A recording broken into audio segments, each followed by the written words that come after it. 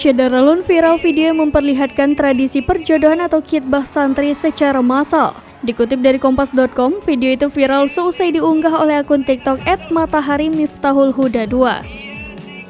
Setelah ditelusuri, tradisi itu terjadi di Pondok Pesantren Miftahul Huda 2 Bayasari, Kabupaten Ciamis, Jawa Barat. Dalam video tersebut ada 5 laki-laki dan 5 perempuan yang akan dijodohkan.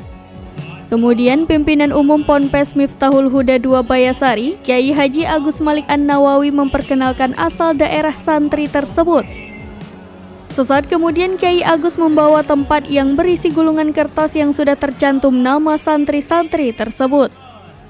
Setiap santri dipersilakan membawa 1 buah gulungan kertas kemudian dibuka. Rupanya, acara pengocokan tersebut hanya hiburan semata. Para santri tersebut sebenarnya sudah dipasangkan oleh pimpinan pesantren. Kyai Nono menjelaskan, khitbah di pesantrennya sudah menjadi tradisi tahunan, hanya saja waktunya tidak mesti di bulan yang sama setiap tahunnya.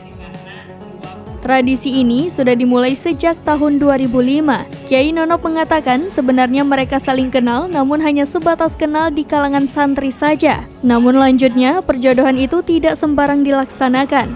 Pihak pesantren sudah melaksanakan beberapa pertimbangan sebelum khitbah.